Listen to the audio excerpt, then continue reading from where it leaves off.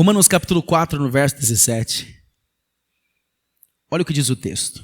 Como está escrito: por Pai de muitas nações te constituí, perante aquele no qual creu, a saber, Deus. Só para você entender, aqui o texto está falando a respeito de Abraão. E ele diz assim: perante aquele no qual creu, a saber, Deus, que vivifica os mortos e chama à existência as coisas que não são, como se já fossem. A parte C do versículo mais uma vez. Deus que vivifica os mortos e chama à existência as coisas que não são, como se já fossem. O qual em esperança creu contra a esperança, que seria feito pai de muitas nações, conforme o que lhe fora dito, assim será a tua descendência. E não enfraqueceu na fé, nem atentou para o seu próprio corpo amortecido, pois era já quase de 100 anos, nem tampouco para o amortecimento do ventre de Sara. Ele não duvidou da promessa de Deus, deixando-se levar pela incredulidade, mas foi fortificado na fé, dando glória a Deus. Verso 21, estando certíssimo de que o que ele tinha prometido também era poderoso para cumprir. Pai, em nome de Jesus, meu Deus, todas as barreiras agora, Pai, já estão sendo quebradas pelo poder do Teu nome. Nada, Senhor, que possa impedir o agir do Teu Espírito, curando o corpo, curando a alma, sarando a vida dos Teus filhos, meu Deus, que hoje vieram ouvir a Tua palavra. Alguns, ó Deus, em busca de esperança, buscando do Senhor algo para as suas vidas, uma transformação para a sua realidade existencial, situações, meu Pai, que já chegam ao ponto de não suportar mais. Meu Deus, em nome de Jesus, não permita que ninguém aqui saia sem resposta, Pai.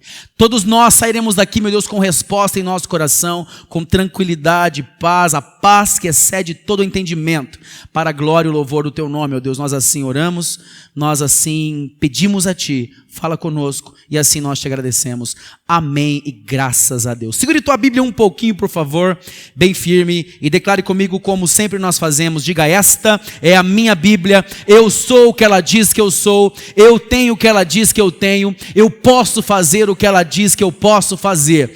Meu coração está preparado, minha mente alerta para receber a inerrante. Diga: eu nunca mais serei o mesmo a partir de hoje, em nome de Jesus. Você crê nisso? Amém? Tome seu assento, por favor, pode sentar-se.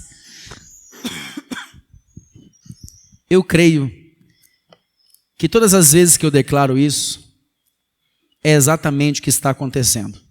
Eu nunca mais sou o mesmo depois que eu sou exposto à verdade das Escrituras. Não tem como. Porque a palavra de Deus muda a nossa vida. Ela muda a nossa concepção, ela muda a nossa forma de ver as coisas, ela muda as nossas raízes ideológicas, ela muda tudo. É a única forma do homem ser mudado, moldado, é a única forma pelas Escrituras Sagradas.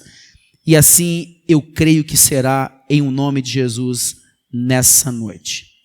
Você já parou para analisar? Talvez você nunca tenha pensado nisso, mas o meu convite para você hoje é que você faça uma breve análise da razão pela qual muitas vezes nós nos submetemos, se assim eu poderia dizer, a passar horas na frente de uma televisão, até mesmo dentro de uma sala de cinema, assistindo uma série de cenas, de histórias, de filmes que nada passam de ficção, e no entanto nós vamos lá assistir. No entanto, hoje não se vai mais à locadora, mas quando se ia à locadora, hoje em dia, para você ter uma ideia, irmão, só abrindo um espaçozinho aqui, em Curitiba tem 6 locadoras só.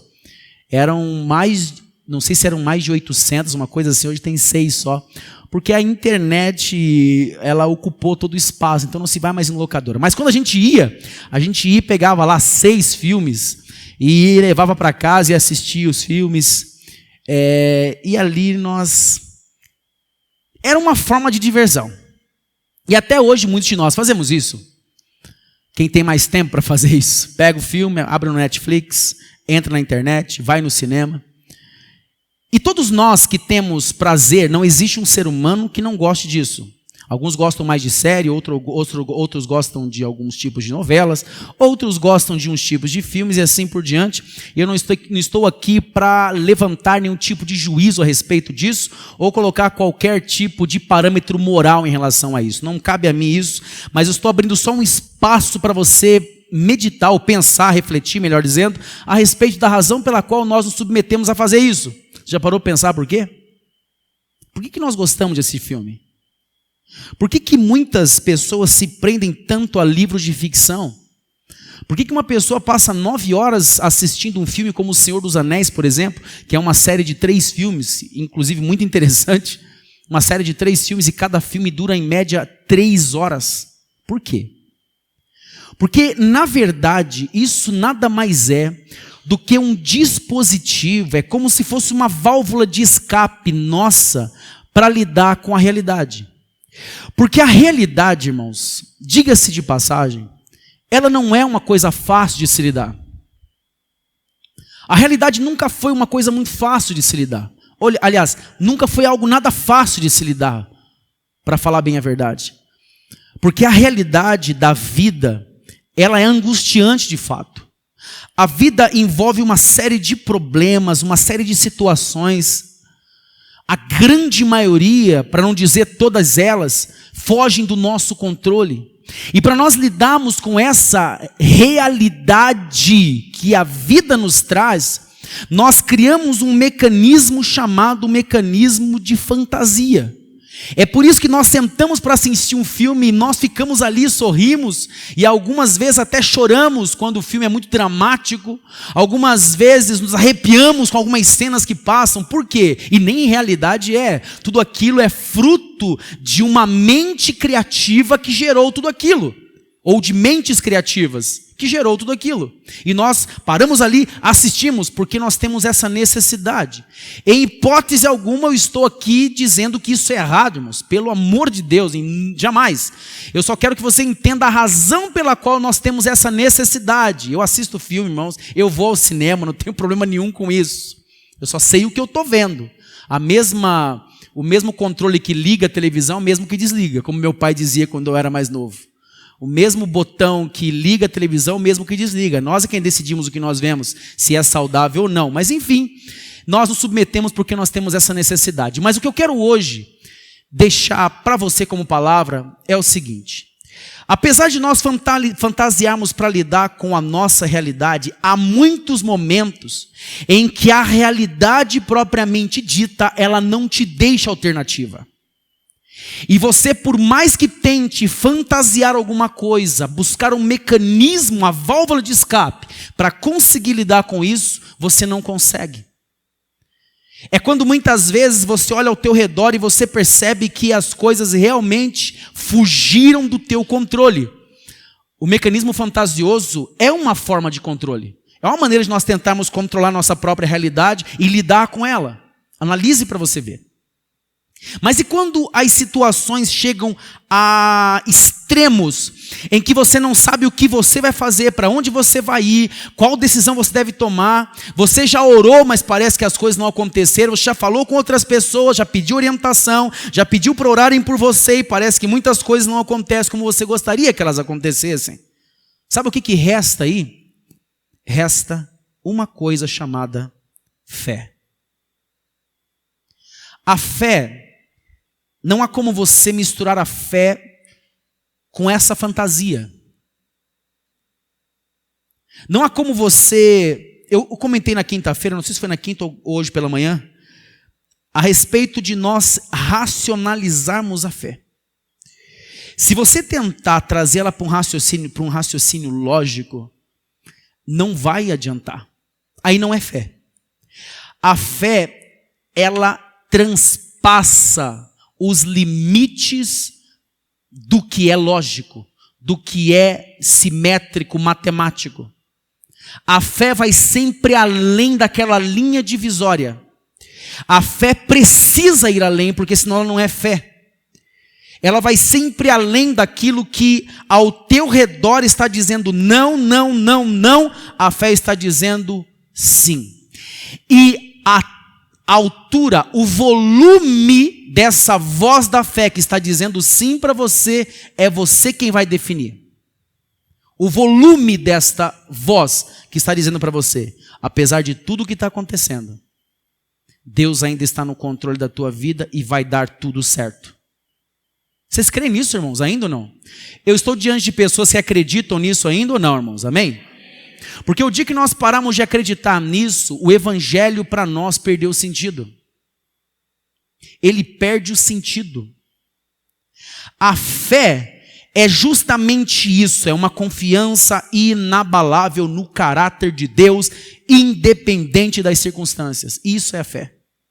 É uma fé inabalável no caráter de Deus e não importa o que esteja ao meu redor, o que aconteça, a minha postura, a minha atitude, o meu discurso é exatamente, ou precisa ser exatamente o mesmo. E eu quero fazer duas considerações aqui importantes com base no texto que nós lemos. E esse texto é tremendo, irmãos. Esse texto que fala a respeito da vida de Abraão é um exemplo para nós. Eu considero uma chave que nós temos na mão, para nós podermos ressignificar na nossa vida muitas dúvidas, muitos equívocos e muitas atitudes que nós tomamos errada na vida, justamente por não compreendermos a base elementar da fé, que é o que nós lemos aqui. Olha só, primeira coisa, com base no tema da nossa mensagem, que é confiança inabalável, a primeira consideração que eu faço é a seguinte: desvie o seu olhar das circunstâncias. Enquanto nós mantivermos o nosso olhar fixo nas circunstâncias, mais nós vamos aumentar o nosso sofrimento. Quanto mais nós mantemos o nosso olhar nos fatores circunstanciais, mais nós manteremos a nossa fé fraca, a nossa fé débil. Lembre-se que quando Jesus operou um milagre e eles estavam enfrentando uma grande tempestade, a tempestade nas escrituras sagradas é uma linguagem figurada das adversidades da vida. Quando Jesus dá a ordem àquela tempestade para que ela cessasse, então depois que tudo se acalma e tranquiliza, os discípulos fazem um pedido ao Senhor Jesus, dizendo assim: Senhor, aumenta-nos a fé. Porque eles entenderam que havia debilidade naquilo que eles diziam crer. Estavam com Jesus, mas não estavam crendo como de fato deveriam. Desviar o olhar da circunstância foi exatamente, ou das circunstâncias, foi exatamente o que Abraão fez. Olha o que diz o versículo 19. E não enfraqueceu na fé, e nem atentou para o seu próprio corpo amortecido. A palavra atentar aqui, é colocar atenção em alguma coisa. Ele não colocou a atenção dele no seu corpo amortecido. As evidências eram contra o que Deus estava dizendo. Você entende isso, irmãos? É muito simples. As evidências físicas estavam indo contra o que Deus havia falado para ele. Quando nós temos uma promessa nas escrituras sagradas: eu sou o Senhor que te sara, o Senhor é meu pastor e nada me faltará. O Senhor suprirá todas as minhas necessidades segundo as suas riquezas em glória, por Cristo Jesus, nosso Senhor. Quando eu olho para essas promessas, dentre outras centenas que as Escrituras Sagradas nos mostram, nos revela, eu preciso entender que para cada promessa dessa, haverá sempre um fator de evidência que de alguma forma vai tentar me dizer que aquela promessa não vai se cumprir. Eu não estou falando agora de promessas que Deus faz para você por meio de profecias, por meio de uma palavra que alguém trouxe, como muitas vezes aconteceu na minha vida. Em uma outra oportunidade eu quero contar quantas coisas Deus falou comigo e elas aconteceram como de fato deveriam acontecer. Mas nas Escrituras Sagradas não precisa de nenhuma voz profética me falar o que está escrito aqui. A Bíblia Sagrada já tem para mim tudo o que eu preciso. E quando eu entendo isso, tomo posse dessa verdade, as evidências físicas não serão suficientes para desanimar o meu coração. Quem pode dizer glória a Deus, diga glória a Deus aí, irmãos. Não serão suficientes para me parar, para eu desanimar. As evidências físicas, elas vêm como um meio maligno para tentar desvirtuar a tua atenção da verdade, da promessa de Deus sobre a tua vida. Ele não enfraqueceu na fé e nem atentou para o seu corpo amortecido. Quinta-feira eu fiz uma ilustração simples e vou fazer de novo porque eu acredito que seja uma forma de nós conseguirmos entender melhor a maneira como as coisas acontecem espiritualmente. Olha só, eu acredito, irmãos, que para cada situação de adversidade que nós passamos, existe um demônio do lado daquela situação, do lado daquela adversidade, dizendo para você, continue olhando para isso aí. Imagine que isso aqui é um problema que você não tem controle. Imagine que isso aqui é algo que você há muito tempo está lutando, mas parece que não tem resposta. Imagine que isso aqui é uma situação que você enfrentou, uma traição, ou qualquer outra coisa que você jamais esperava e de repente essa frustração inundou a tua alma. E você diz, meu Deus, o que eu faço da minha vida agora? A sua confiança ficou tão abalada que você não tem nem forças para buscar a Deus. Sabe o que acontece? Eu acredito que do lado de cada circunstância como essa, tem um espírito maligno dizendo para você, digamos que você esteja ali exatamente onde eu estava. E esse espírito fica falando o seguinte, olha aqui, ó, não tire os olhos daqui. Você está vendo? Adianta você olhar para lá? Adianta você dizer que está olhando para Jesus? Quantas vezes você não pediu e o que ele fez? Ele respondeu o que você pediu? Ele fez o que você esperava? E ele vai ficar aqui o tempo todo colocando isso. É por isso que a Bíblia diz que eu preciso desviar o meu olhar. Porque enquanto você manter os seus olhos aqui, você vai continuar imerso num mundo de dúvida e num mundo de fraqueza. Porque você vai estar dando ouvidos a uma voz que grita no teu coração dizendo, não adianta, se preocupe com isso aqui. Continue com os teus olhos aqui.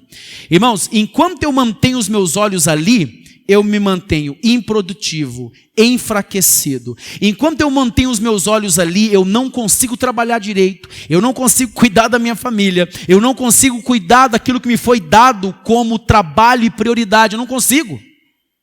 É por isso que muitas pessoas continuam morrendo aos poucos, porque eles continuam dando ouvidos a essa voz que vai estar o tempo todo do lado de uma adversidade, dizendo para você, mantenha a tua atenção aqui, porque não vai valer a pena você continuar mantendo os teus olhos aonde o teu Deus quer que você mantenha, que é nele. Mas quando eu entendo, irmãos, o valor efetivo da fé, eu entendo que Hebreus capítulo de número 12, coloca para mim lá por favor, Hebreus capítulo 12, versículo de número 2. Eu não tinha pedido para colocar o texto lá, né, porque eu deixo tudo programadinho, mas eu quero pedir para ele colocar para mim, vai lá. Hebreus 12, 2 diz assim, ó, olhando firmemente para o autor e consumador da nossa fé. Versículo 12.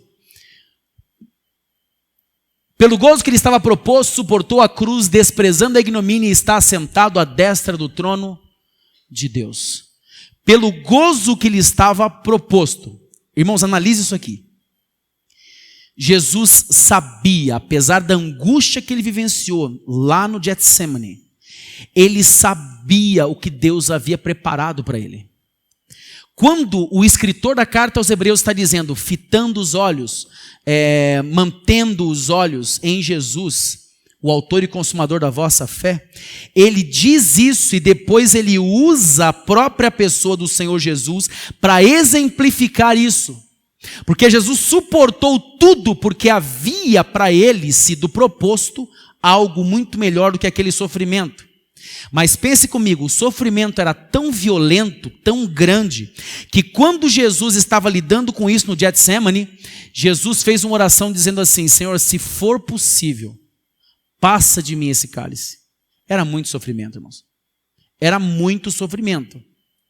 Quando ele faz essa oração e diz, Senhor, passa de mim esse cálice, mas todavia seja feita a tua vontade. Ele sabia do gozo que ele estava proposto, mas é porque, irmãos, como eu preguei uma vez, o sofrimento, ele obscurece a nossa visão. O sofrimento, ele gera uma miopia espiritual visual. É por isso que quando nós estamos lidando com o sofrimento, é tão difícil manter a fé, mas é absolutamente possível você manter o teu discurso de fé. O teu coração pode ser que esteja empurrando você para a dor, empurrando você para o caos e para o desastre, mas o meu discurso, a minha palavra continua sendo a mesma. Eu creio num Deus de milagre, eu creio num Deus todo-poderoso, eu creio que o meu Deus é poderoso para fazer infinitamente mais do que tudo que pedir ou pensar, conforme o seu poder que em mim opera. Enquanto eu continuo com o meu discurso de fé, por mais que o meu coração esteja sendo arrastado para a incredulidade, o meu Deus vai fazer exatamente de acordo com aquilo que eu estou declarando, porque eu creio no poder da sua palavra. Irmãos, é assim, a palavra de Deus, se ela não for declarada, ela não vai acontecer. Todos os dias declare sobre a tua casa que o teu casamento é uma bênção. Declare que os teus filhos são uma bênção, para você ver o que acontece. A questão é que o inimigo das nossas almas luta para nós mudarmos a nossa base discursiva espiritual. Ele luta demais, porque ele sabe que lábios que murmuram, que reclamam, não recebem de Deus o que deveriam receber se eles mudassem o seu discurso. E sabe, irmãos, eu vou ser bem franco com você, bem sincero. Ou nós cremos na palavra, ou nós não cremos. Não tem meio termo. Não dá para você ficar em cima do muro. Ou nós cremos no que as Escrituras Sagradas dizem, ou nós não cremos. Deus tem um tempo para fazer as coisas, Deus tem o seu momento. Mas não é porque as coisas não acontecem no meu tempo, na minha hora, que eu vou deixar de crer e vou mudar o que eu estou dizendo. É a palavra, irmãos, é a palavra. E quando eu lembro da promessa de Deus, você que está ouvindo essa mensagem agora, os versículos que eu acabei de falar, quando você sair daqui, não deixe isso esmurecer dentro de você, mas continue usando essa mesma palavra para declarar sobre a tua casa o melhor de Deus em nome do Senhor Jesus. Abraão acreditava assim, por isso que ele não esmureceu, ele não enfraqueceu na fé, mas ele continuou firme, ele manteve a sua postura de fé. Irmãos, isso é lindo demais.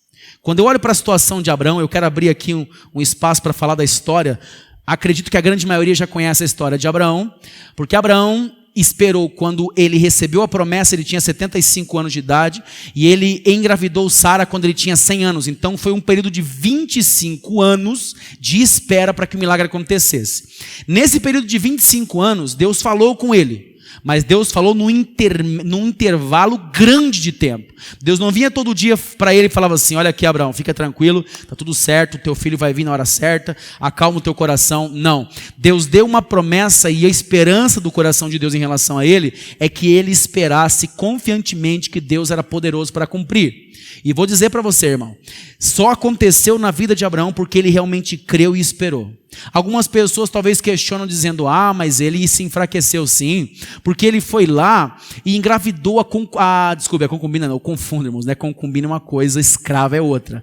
Ele engravidou a escrava por conselho da sua esposa, na ânsia de que esse menino fosse o filho da promessa. Só que o que aconteceu foi o seguinte: não foi bem assim. Quem tomou a decisão de que ele coabitasse com a escrava foi Sara, e não Abraão.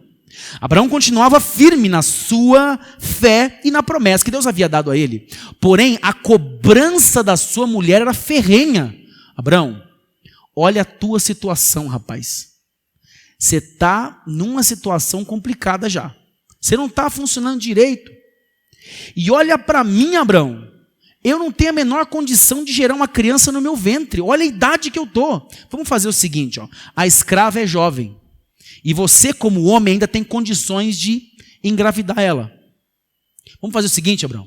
Coabita com ela. E eu tenho certeza, Abraão, que essa criança é a criança que deve vir como filho da promessa, porque não tem outro jeito. Vamos dar uma ajuda para Deus, então. Deus não impediu que acontecesse isso. Isso me chama atenção também, irmãos. Ele podia ter impedido. A escrava não podia ser estéril, como Sara era. Mas a escrava era uma mulher que tinha, que era fértil. E ele engravidou a mulher. A criança veio. Um dos maiores dilemas familiares da Bíblia Sagrada é a história de Abraão, Sara e da escrava Agar. Leia a história para você ver. É um dos maiores dilemas familiares da Bíblia. Sabe por quê? Porque eles tomaram frente a uma decisão precipitada. Eu não conheço ninguém que tomou uma decisão precipitada na vida e deu certo. Eu não conheço. Uma decisão fora do tempo, no desespero, no nervoso, na raiva. É muito raro. Se aconteceu alguma vez, eu desconheço. Porque são momentos, eu poderia dizer que é impossível ou seriam situações absolutamente raras. Porque ninguém consegue as coisas dessa forma. E quando eu olho para essa história de Abraão, irmãos, a decisão de Abraão de ter engravidado a Agar, a escrava, partiu da decisão da esposa dele. Sabe qual era o problema de Abraão? Eu tenho defeito, você também tem. Sabe qual era o defeito dele? Ele era passivo demais. A última palavra dentro da casa dele era dele, sabia? Era dele. A última palavra era sim, meu bem. Sim, meu bem. Lá na casa dele, irmãos, o negócio era assim, ó. Era a mulher de joelho. De joelho na beira da cama, saindo assim, sai daí debaixo da cama, rapaz, sai daí debaixo. Quando eu olho para a história de Abraão, eu encontro um homem que tinha um temperamento fleumático. E o fleumático, ele tem esse problema. Ele é passivo. Numa reunião entre pessoas que precisam decidir alguma coisa, seja lá o que for, o fleumático, ele não toma frente para dar a sua opinião e dizer, não, olha, eu penso que é assim. Eu penso que poderia ser diferente. Ele não se impõe em nada. Ele fica assim, ó, a tua ideia é boa. A tua também é boa, hein? A tua é boa, a tua também é boa. E ele fica. Abraão tinha esse problema. É por isso, mas só que, irmãos, Deus é um Deus de misericórdia. Diga glória a Deus, irmãos. Deus, ele entende as nossas fraquezas e mesmo lidando com nossas fraquezas, Ele ainda nos dá graça, nos dá força e está esperando que sejamos sinceros com Ele. Abraão era um homem sincero, apesar das suas falhas. Ele era sincero. Ele fez o que fez, mas ele não deixou de acreditar e de entender e esperar que era Deus quem daria o milagre para ele. Passaram-se 25 anos, quando ele tinha 100 anos de idade. O texto me chama a atenção, porque ele diz assim, que ele não atentou para o seu corpo amortecido, porque ele já era quase 100 anos, e nem tampouco para o amortecimento do ventre da sua mulher, Sara. Em primeiro lugar, desvie o seu olhar das circunstâncias. Lembre-se de uma coisa, talvez você esteja enfrentando uma situação difícil agora. Eu vou dizer para você uma coisa, pare para você pensar e se coloque no lugar de Abraão. Abraão já tinha o seu corpo amortecido, as suas funções fisiológicas já não eram as mesmas, ele não funcionava mais. A Bíblia diz que ele estava com o corpo amortecido, irmãos, isso aqui é muito sério. E a sua esposa também estava com o ventre amortecido pela idade dela. Mas ele não deixou de crer, ele não permitiu que essa incredulidade permeasse a sua mente e desviasse ele do verdadeiro propósito. Segundo lugar, Deus é Deus, é nisso que eu preciso crer. Embora isso pareça trivial, mas olha só o que eu quero que você entenda. Deus é Deus em qualquer circunstância. Deus não muda por causa do que está acontecendo ao teu redor, Ele não muda. Não há variação em Deus por causa das coisas que estão acontecendo ao teu redor. Deus mantém-se exatamente o mesmo, da mesma forma, do mesmo jeito. E Deus podia ter feito uma coisa diferente. Por que Deus não fez uma coisa diferente lá atrás? Ele fez questão de colocar no ventre de uma mulher de 90 anos de idade uma criança e dar a um homem de 100 anos a habilidade para engravidar a sua esposa de 90 anos. Abraão na sua situação complicada e a esposa na impossibilidade de uma concepção. Deus, Ele faz o impossível, irmãos. Ele faz. Quando não tem mais o que se fazer, quando você percebe que você não tem mais o que fazer, é aí que Deus quer operar uma coisa impossível na tua vida. É ali que Deus quer fazer uma coisa impossível, para mostrar para você que Ele é Deus, que Ele não erra, que Ele não falha, que Ele não desampara as pessoas que creem nele. Quando eu era menino mais novo e comecei a ir à igreja, eu lembro que cantava assim uma canção, na igreja não, porque naquela época essa música já era velha. Imagina, irmãos, isso é 25 anos atrás. Já era uma música antiga. Imagine hoje. É uma canção, eu não me lembro se é do grupo Elo ou do grupo Logos. ou se é de algum outro cantor, mas era mais ou menos a mesma linha, os grupos eram muito parceiros ali, mas grupos que fizeram muito sucesso na década de 70 e de 80. E essa canção dizia assim, ó: é meu, somente meu todo o trabalho, e o seu trabalho é descansar em mim. Quem já ouviu essa canção, levanta a mão aí. Quem já ouviu? 1, 2, 3, 4, 5, 6, 7. Olha aí, bastante gente. O pessoal que levantou a mão, a maioria está com 40 e pouquinho. Porque não toca mais essas canções no rádio. Difícil. É meu, somente meu, todo o trabalho. E o teu trabalho é descansar em mim. Não tente controlar as situações. E nem muito menos as pessoas. Primeiro, porque quando você tenta controlar as pessoas, todo mundo se afasta de você. Se afasta. E quando você tenta controlar as situações, você acentua, você aumenta o teu sofrimento. É pior. O nosso trabalho é confiar nele. E bota trabalho nisso, para alguns talvez poderiam me dizer isso. Bota trabalho nisso, pastor. Porque não é fácil confiar em Deus. Não é fácil confiar em Deus, porque confiar em Deus é uma prática. Eu não vou confiar numa pessoa sem andar com ela, irmão, sem testar isso dia após dia. Você já fez a prova de entregar isso nas mãos de Deus e viver a tua vida? Já fez? Se você não fez, eu te convido a fazer isso agora. A entregar a situação nas mãos dele e viver a tua vida tranquilamente, fazendo o que é certo, buscando em Deus mudanças para a tua vida. Porque se você não busca mudanças para a tua vida e você fazer o que você deve fazer, você vai continuar no mesmo caminho e a tua vida não vai fluir de jeito nenhum, vai continuar travada, trancada. Mas quando o convite que eu faço para você, e quando eu digo isso, é justamente para você entregar lá, e enquanto Deus está resolvendo esse problema, enquanto Deus nos bastidores está trabalhando para resolver isso na tua vida, você continua produzindo, servindo outras pessoas, amando as pessoas que precisam ser amadas, servindo a Deus com alegria, fazendo a obra de Deus para quem faz a obra de Deus e deixando tudo e todos os cuidados nas mãos dele, sabendo que todas as coisas cooperam para o nosso bem quando nós andamos com Deus, irmãos. Todas as coisas cooperam. Eu lembro que Caio Fábio de Araújo Filho, agora eu termino de verdade.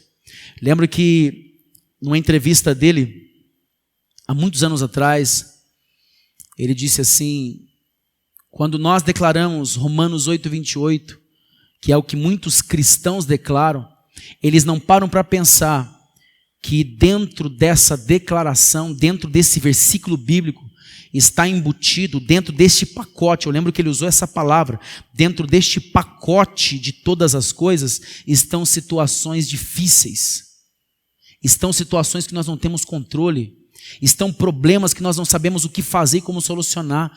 Dentro deste pacote estão muitas coisas que nós não gostaríamos de passar, ele disse, mas eu creio pela fé que isso está redundando em bênção em meu favor, em nome do Senhor Jesus. Eu creio nisso. Você crê nisso, irmão? Está redundando em bênção. Não sei qual é a área da tua luta, eu não entendo o que está acontecendo com você, e mesmo que você me fale, talvez eu não teria as melhores respostas, mas eu quero te dizer que Deus está cuidando de você nesse exato momento. Você veio aqui, separou teu tempo para buscar a Deus, para orar, você veio aqui buscar a presença dele, Deus está fazendo o que é necessário pela sua vida, pode ter certeza disso, em o nome do Senhor.